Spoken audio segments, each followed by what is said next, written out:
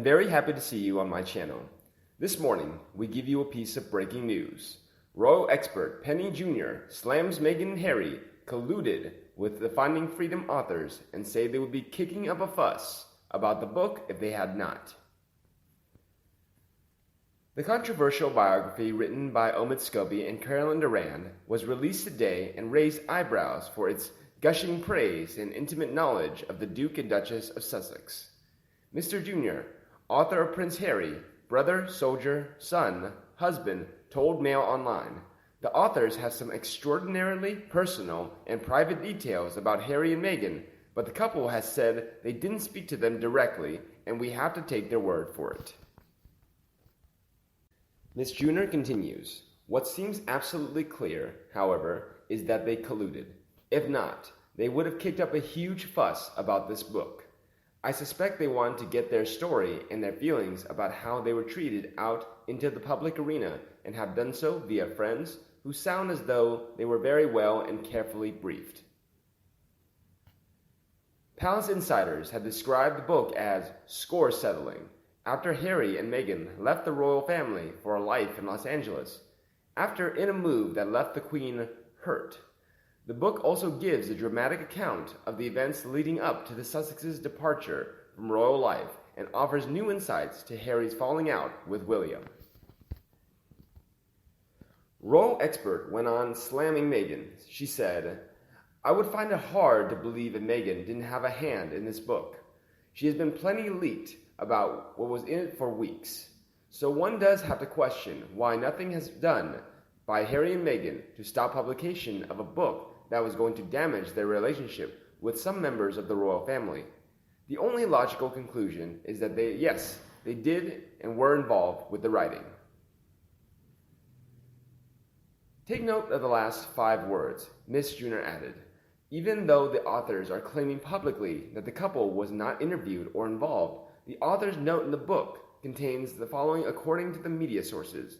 We have spoken to close friends of Harry and Meghan, royal aides and palace staff, past and present, the charities and organizations they have built long-lasting relationships with, and, when appropriate, the couple themselves.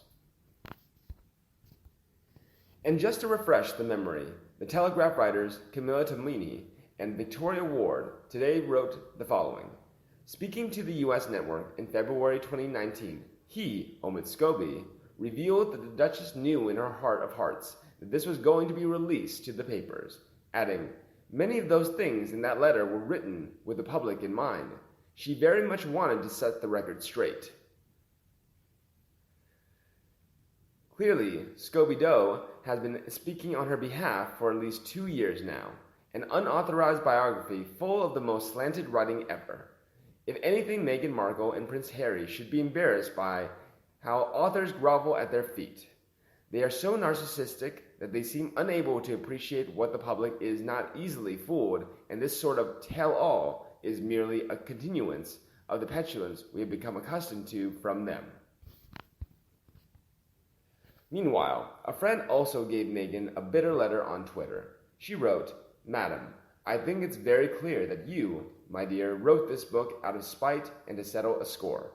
The reason you ran from your previous relationship is that, again, you couldn't handle the responsibility of being a mother and a wife. Nobody told you to go and mess with his life and his family. You did this all on your own. The very reason you did all of this is that you created a mess in your life and then you went and added your mess on top of Harry's. This marriage is nothing more than a show. Harry is nothing more than a puppet that you control. Here's some wisdom for you to first stop playing victim. Secondly, you need to own up to your mistakes or not.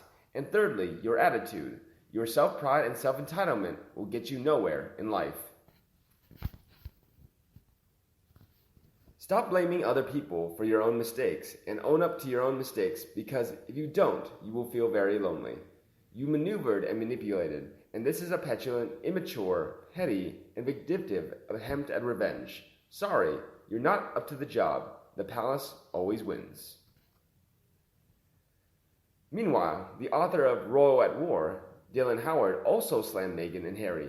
He claims on The American today. Of course, they colluded. Meghan probably sent in messages and pages herself. This has backfired on them spectacularly, hasn't it? They thought they would come over as the victims in all this, and public has turned even further against them. The reviews for the book are also terrible. Time for them to fade away for a few years. Go and learn some humility and grace, as they have neither. He also analyzes that Harry and Meghan are completely delusional. He said, first, the monarchy does not rest on them. Apparently it still goes on without them. Secondly, you don't put out a website in January that must have taken some time to have made and demanded anything from Her Majesty. She may be Harry's grandmother, but she will always put duty and the crown ahead of anything else. That has been her entire life. Third, you blindside the entire family, and in March you expect all smiles and bear hugs? Mr. Howard added, really? You were all put out at William and Catherine's non-greeting, but what about the Queen's and Prince Charles and Camilla greeting? It was about the Commonwealth, not about Harry and Meghan. Plus, everyone was on edge to social distance correctly and not shake hands or do anything wrong. I have never seen a more self-absorbed couple. They deserve each other. However, co-author of Royal at War, Mr. Andy Tillett, also doubted. The article says that at once Charles is king, then the future of the monarchy would depend on William and Kate, Harry and Meghan, so I assume that both Harry and Meghan Markle assume that they are indispensable and decided to throw their weight around and demand all the sundry? Being thrown under a bus probably equates to them both being told firmly that they weren't the main show and wouldn't be getting their own way. So they threw a temper tantrum and stormed off to Canada. He continues, clearly, they are all their words. He is trying to be smart by saying they never sat down for a formal interview. He is not counting all the times they informally talked, or emailed, or wrote to each other. He didn't just get that personal inside information of what went on in the palace from her sycophantic friends. Give us a break. Everyone knows it is their little hissy fit out in print. They think they are getting back at the royal family. Joke's on them. They blew it royally.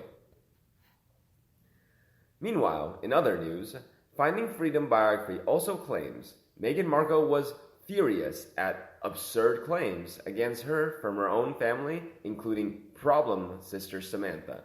But many fans have blasted Meghan for this claim.